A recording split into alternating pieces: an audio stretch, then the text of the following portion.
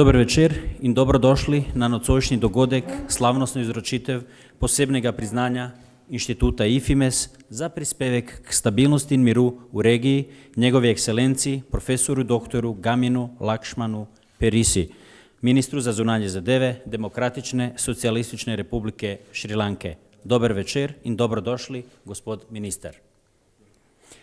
Excellencies, ladies and gentlemen, dear friends, especially I would like to greet our guests, His Excellency, Dr. Milan Brglez, Chairman of the National Assembly of the Republic of Slovenia. His Excellency, Professor Dr. Ernest Petric, former President of the Constitutional Court of the Republic of Slovenia and member of IFIMES Advisory Board. His Excellency, Erdal Trhulj, Minister of Energy, Mining and Industry of the Federation of Bosnia and Herzegovina. Mr. Sanat Ukvate, Honorary Consul of Slovenia to Sri Lanka. Ladies and gentlemen, dear guests, allow me to greet you all on behalf of the IFIMES Institute and on behalf of my colleague, co-director, Mr. Bakhtiar Alaf, and to welcome you at today's presentations of the Special Award for Contribution to Stability and Peace in the region, to Excellency Professor Gamini Lakshman Peiris, Minister of External Affairs of Democratic Socialist Republic of Sri Lanka. On this occasion, I would like to mention that the long-serving member of IFIMES Advisory Board and former member of UN International Law Commission, Dr. Amrit Rohan Pereira, also comes from Sri Lanka. The International Institute for Middle East and Balkan Studies, IFIMES, has its head office in Ljubljana, the capital of Slovenia, and wonderful country of the sunny side of the Alps, a country with friendly and hospitable people. Slovenia prides itself on successful scientists, business people, sportsmen, as well as renowned artists, poets, writers, and painters. When we organize such events in Slovenia, we usually invite numerous Slovenian artists to perform in the cultural program. Today, we have one of them among us, Mr. Demeter Bitens, who is the doyen of Slovenian theater and film, with international report, will tonight recite the verses from a poem of the greatest Slovenian poet, France Prešern, who was born in a village near Bled. I would like to note that Maestro Biten celebrated his 92nd birthday this year. The poem is entitled The Write as Sonnets. Maestro Bitens, the floor is yours. Poet tvoj nov slovenski venec vije. S 15 sonetov ti tako ga spleta, da magistrale, pesem 3-krat peta, vseh drugih skupaj veže harmonije. Iz njega zvira, van ga spet se zliva po vrsti pesem vsakega soneta. Prihodnja v zadnjem koncu je začeta, enak je pevec vencu poezije. Vse misli zvirajo iz ljubezni ene, in ker po noči v spanju so zastale, zbude se, ko spet zarja noč prežene. Ti si življenja mojega magistrale, glasil se z njega bo, ko ne bo več mene, ran moj bo spomin in tvoje hvale.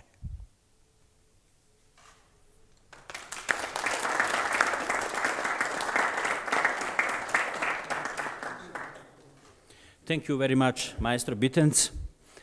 Excellencies, ladies and gentlemen, dear friends, we have gathered here tonight to express honor and respect to His Excellency Professor Gamini Lakshman Peiris, Minister of External Affairs of Democratic Socialist Republic of Sri Lanka. A great man, lawyer, diplomat, professor, humanist, and to present him the special award for his contribution to stability and peace in the region. Explanation and justification of the award to Professor Gamini Lakshman Peiris. Pursuant to Article 12 of the Articles of Association of the International Institute for Middle East and Balkan Studies, IFIMES from Ljubljana, and the proposal of the Advisory Board and Council of the Institute, the IFIMES Director has adopted the decision to award Professor Gamini Lakshman Peiris, Minister of External Affairs of the Democratic Socialist Republic of Sri Lanka, for his contribution to stability and peace in the region.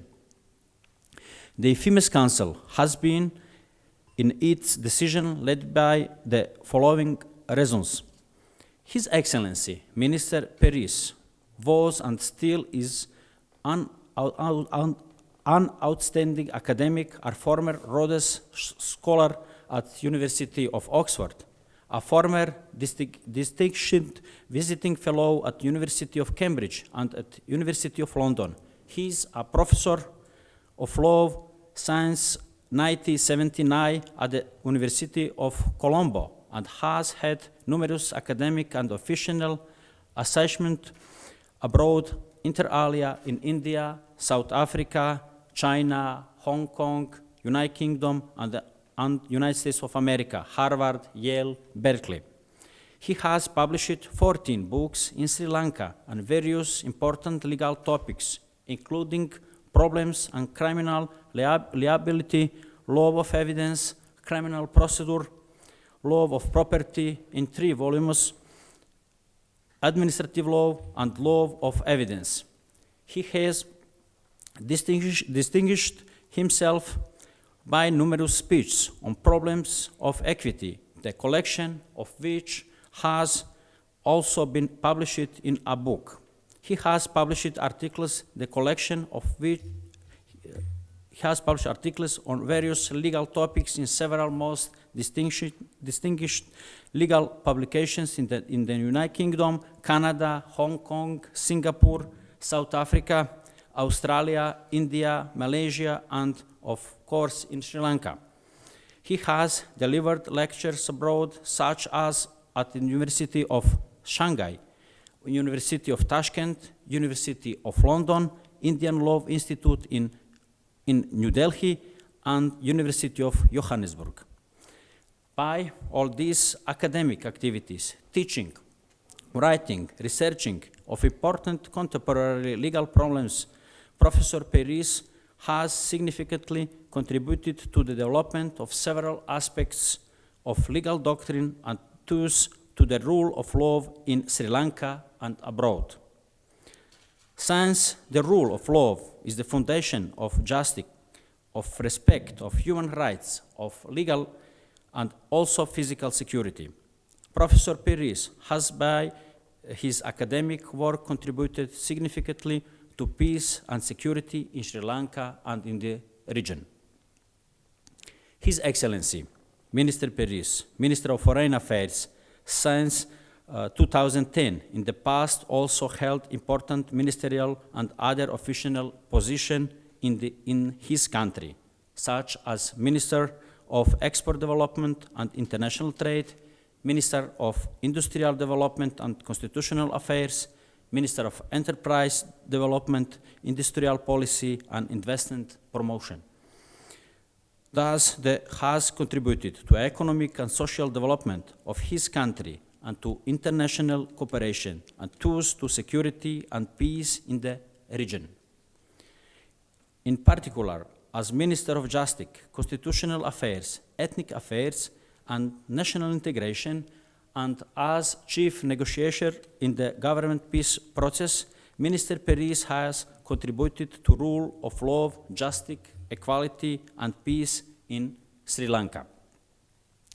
In the years after the nearly 30 years of armed conflict with the terrorist organization of the so-called Tamil Tigers, which was destroying Sri Lanka and also destabilizing the region. Foreign Minister Peiris has interviewed at home and abroad for reconciliation, rehabilitations, and reconstruction in Sri Lanka, and to reestablish and promote cooperation and friendly relations with Sri Lanka's neighbors harmed by decades of armed conflict in his country.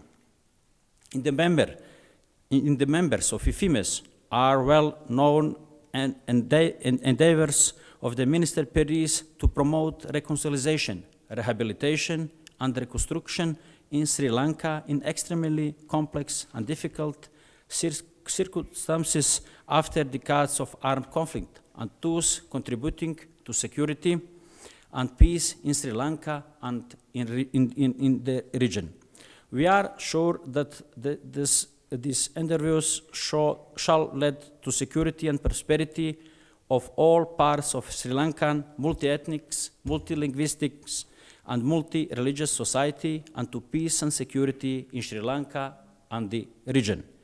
In recognition and in support of these noble and necessary endeavors, the members of the IFIMES are honored to have among us such an outstanding personality as is His Excellency Minister and Professor Gamini Lakshman Peiris, and to recognize his noble work by this high award.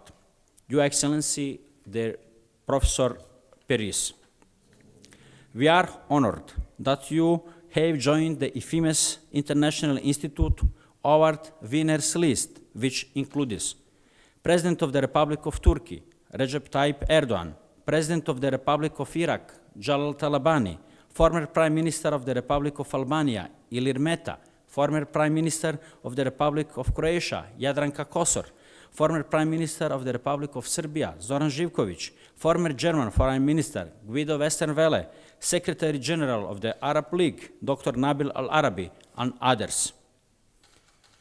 Now, I invite the former President of Constitutional Court of Slovenia and member of IFIMES Advisory Board, Professor Dr. Ernest Petrić, to present the award to our tonight's laureate, Professor Peiris.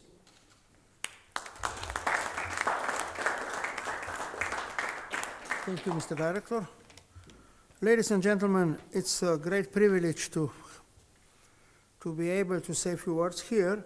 But before I do that, and before I deliver the reward, recognition of our institute to the Honorable Minister, I have the pleasure to excuse first the chairman of our advisory board, the former minister of the Socialist Federal Republic of Yugoslavia,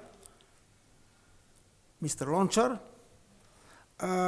Budimir Lončar, who has been very much known in all Southeast Asia and among all NAM countries, non-allied countries, because he really played as a foreign minister of the previous country to which Slovenia belonged then a very important role. He wrote a letter to the minister, which I will have the pleasure to read. Dear Minister, Professor Peiris, it is a great honor to be able to congratulate you on the occasion of receiving the IFIMES Special Award for your contribution to stability and peace in the region. I am particularly glad for this, since you have witnessed both throughout your life and career tectonic and turbulent changes in the modern history. The ability to adapt to them as well as to contribute to them defines how great a person can be. You have passed this example with proficiency.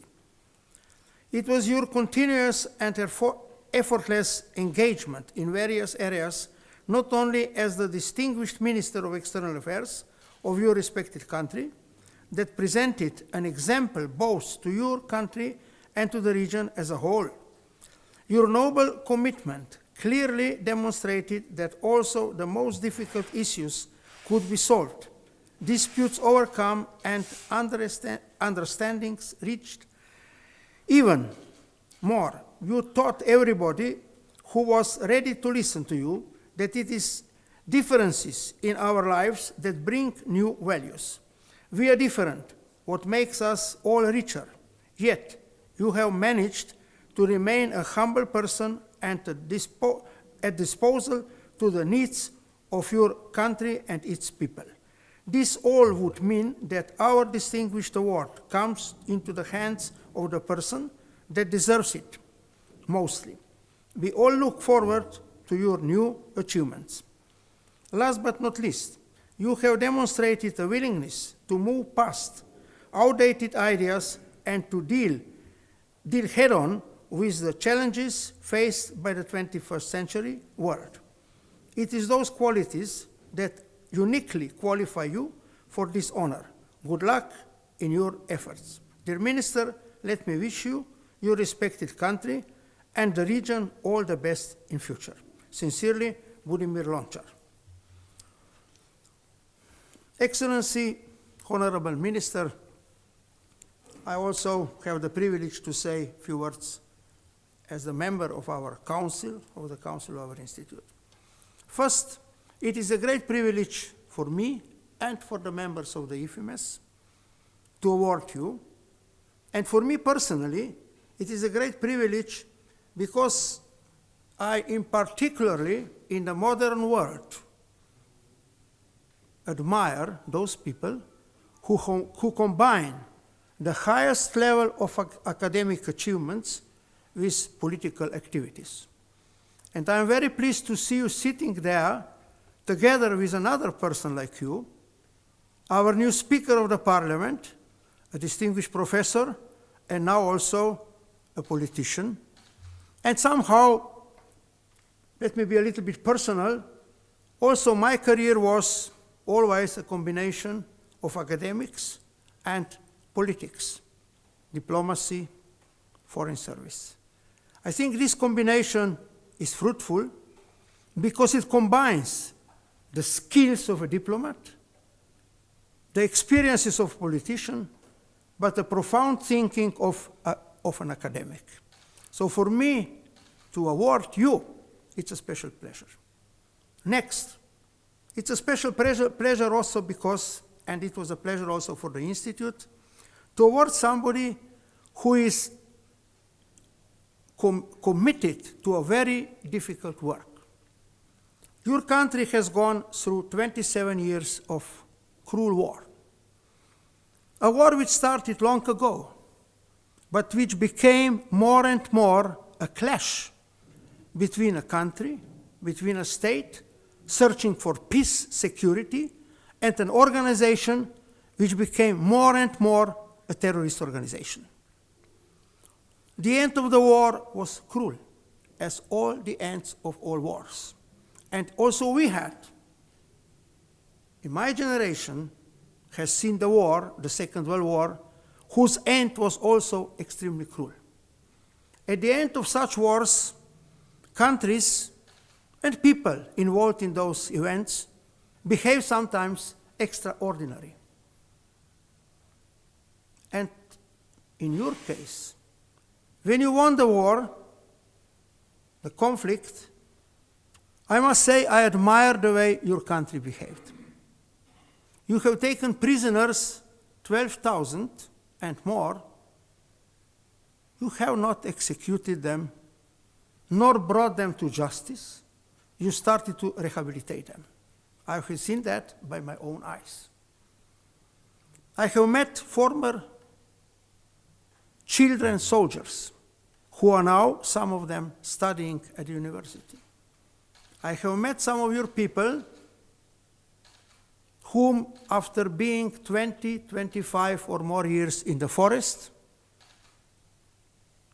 teaching them how to live normal lives, learning some crafts, even helping them to find their wives.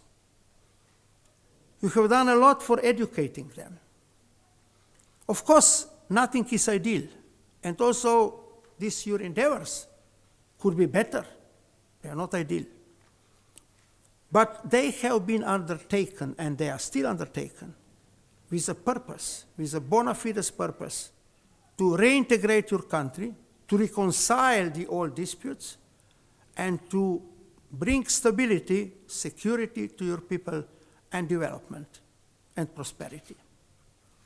You as a foreign minister are facing difficult task, a task which means to show these your endeavors to the international community.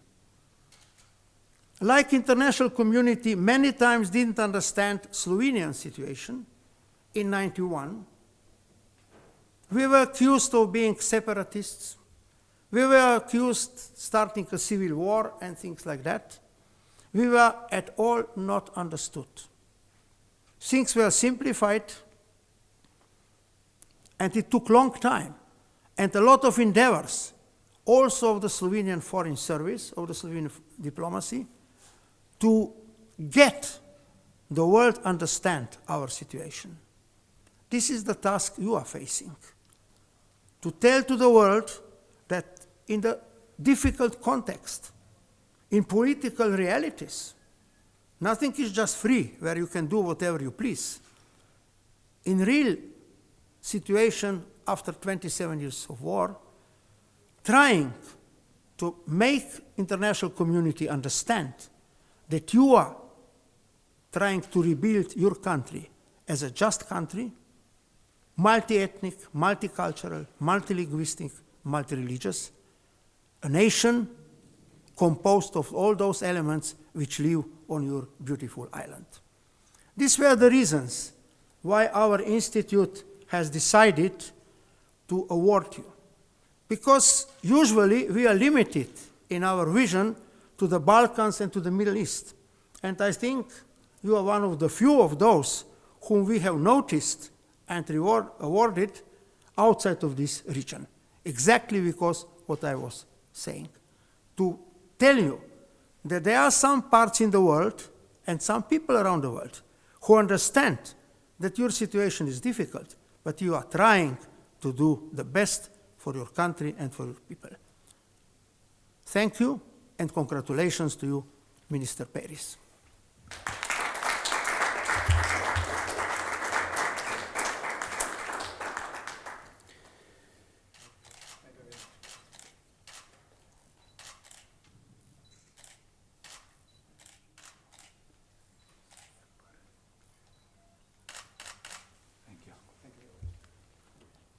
Distinguished directors of your institute, Your Excellency, the Speaker of the National Assembly of Slovenia, Your Excellency, the Minister for Mines of the Republic of Bosnia-Herzegovina,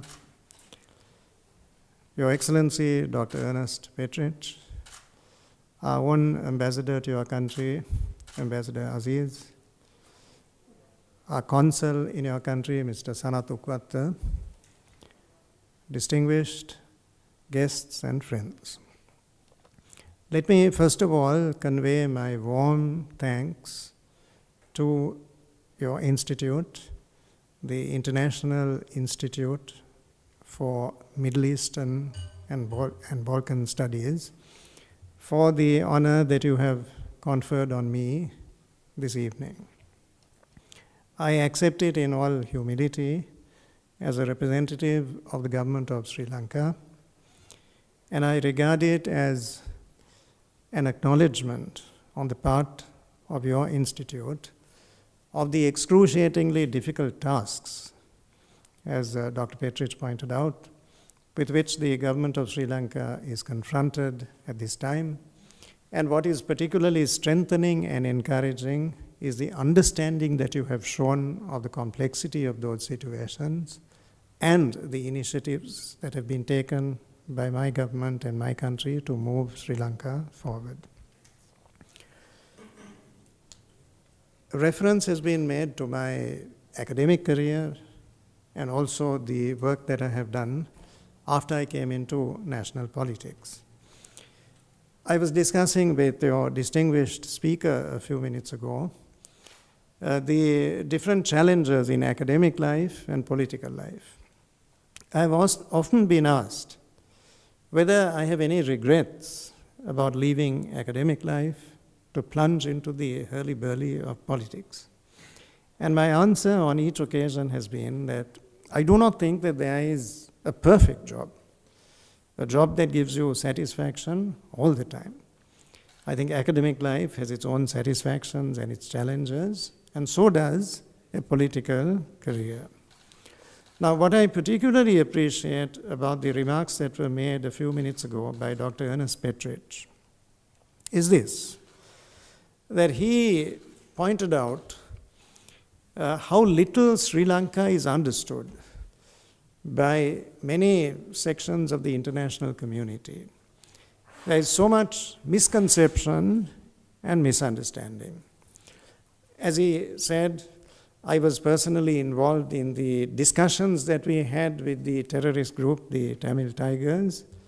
We met in 5 different countries over 2 years, and every effort was made to resolve this issue by peaceful negotiations. It is only when every effort failed that the military option was resorted to. And today, and I think this is worth emphasizing, Sri Lanka is today in a situation where, since the hostilities ended 5 years ago in 2009, there has not been a single act of violence in my country, not one. Now, this is, I think, a unique achievement. It cannot be said in any other post-conflict situation, because the normal pattern has been residual violence. Residual violence. In Sri Lanka, there has been no violence at all, and the country has been totally stable and peaceful since the end of the conflict 5 years ago. Now, I also want to emphasize this, that our approach to the problem has not been triumphalist. We do not for a moment think that because the war is over, all problems are over, and we can now live happily in a spirit of complacency. That has never been the attitude of the government of Sri Lanka. Since some of you may not be familiar with contemporary developments in my country, I would like to tell you very briefly about what our preoccupations are at this moment. As was pointed out, the war went on for 28 years, and today we are using the atmosphere of stability that prevails in all parts of the country to bring about what is really, it amounts to a social renaissance. I might tell you that when I was in academic life, and at the time I came into politics, I was the head of the largest university in the country. I was Vice Chancellor of the University of Colombo. At that time, access to education, to tertiary education, was confined to students from the privileged schools in the major cities of the country. Today, all that has changed. The policy of our government has been to bring opportunity within everybody's reach, across the board, without any distinctions as to social or economic circumstances. And for me, particularly as a former educationist, it is a matter of profound satisfaction to observe that today, some of the most coveted positions in public examinations held in the country, the highest positions in these very keenly contested examinations, these positions go today to students from the rural hinterland of Sri Lanka, from the rural areas of the country. Now, this is because laboratories, computer facilities, sports facilities, everything that a child needs for the full flowering of his inherent talents has been made available. So what we see is social mobility, the expansion of opportunity, a particular focus on the vulnerable segments of the community, poverty alleviation, a sustained interest in gender issues, in the well-being of women and children in particular, the enhancement of the quality of life. Life expectancy has increased significantly in our country. So all of this has been possible because of the advent of peace, but we have used peace for the accomplishment of broader objectives which are directly beneficial to a large swath of the Sri Lankan community.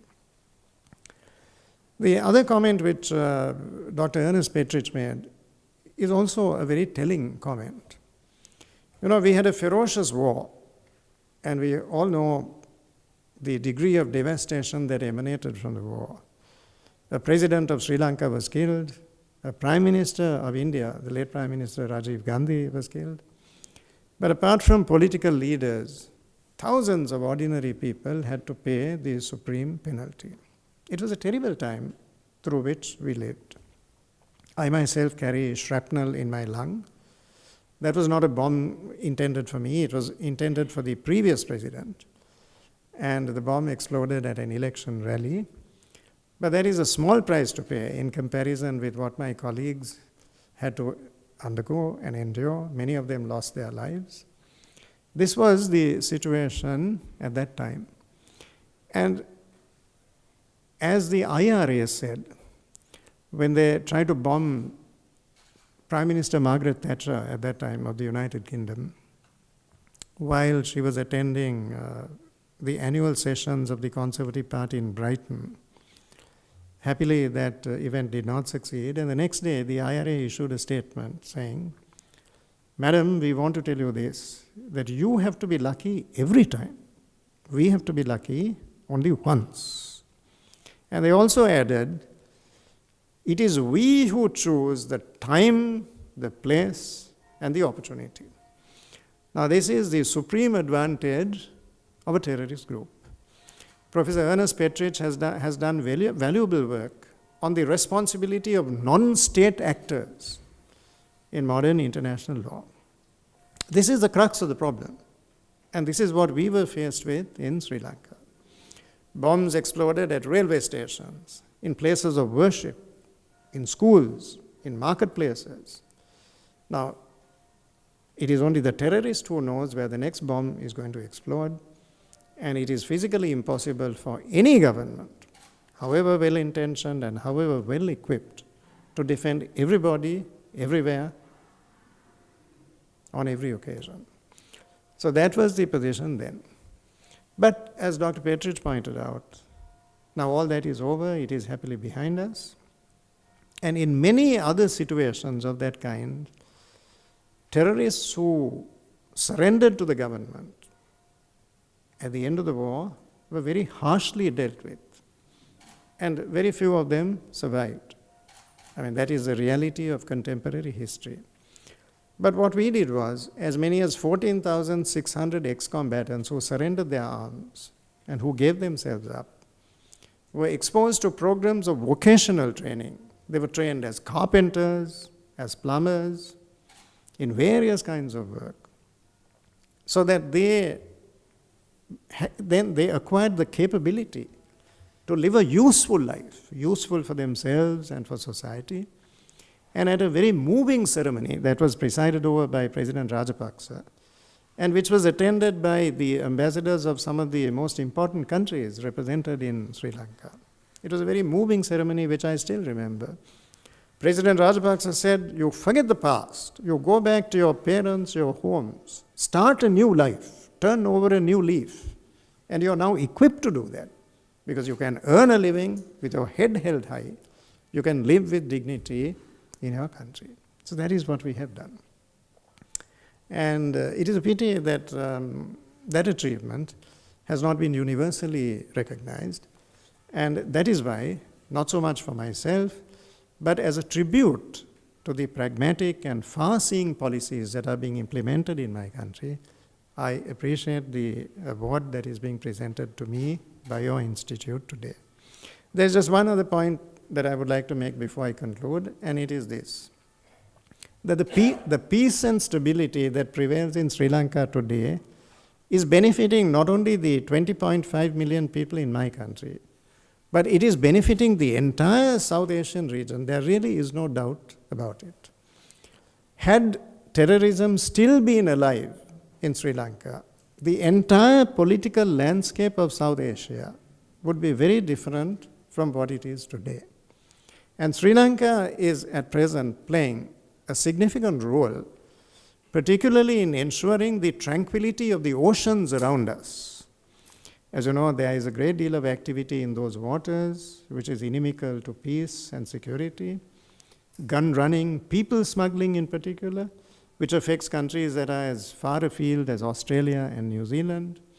We have entered into joint working arrangements with those governments, and the Sri Lankan Navy is playing a role disproportionate to its size and its resources to control all these illegal activities. And had terrorism been flourishing in my country today, given the reality that terrorist organizations do not work in isolation, but they work in collaboration and concert, the stability of the entire region would have been significantly jeopardized by the continuation of terrorist activity within the island of Sri Lanka. So that entire region is benefiting from the return of peace and stability to my country. I would also, before I conclude, pay a tribute to several people who have done very useful work to achieve these objectives in the recent past. Ambassador Aziz is representing our country with distinction in Vienna, but is also responsible for looking after the interests of Sri Lanka in Slovenia. Mr. Sanat Ukwata, who is a leading entrepreneur in Sri Lanka, has been indefatigable in his efforts to strengthen the relations between our two countries. He has been imaginative. He has gone far beyond the traditional role of a consul, and he is in large measure responsible for the multifaceted and robust relationship which Sri Lanka enjoys with the Republic of Slovenia today. Most of all, I would like to pay a tribute to Dr. Ernest Petric, who has a real understanding of the nuances of the Sri Lankan situation. It's a small country, but its problems are very complex and not easily comprehended. I have personally found it a source of great strength to talk to him and to benefit from the reservoir of knowledge that he has accumulated in these areas. So he's a tried and trusted friend of my country. We value his advice, and as we move forward, it is very much our hope and expectation that we would be able to benefit in ample measure from the expertise that he has been able to offer us with characteristic modesty and simplicity. So it is a relationship that we greatly value. I would like to thank him for the opportunity that I had this morning to have a very fruitful, a very productive discussion on some of the current issues in Sri Lanka. I'm also greatly interested in the developments which are taking place in Slovenia. So it is in that context that I'm visiting your country for the second time. I thank you for that opportunity, and let me once again, on my own personal behalf, as well as on behalf of the government of Sri Lanka, extend to you my warm appreciation of the honor that you have done me this evening. Thank you.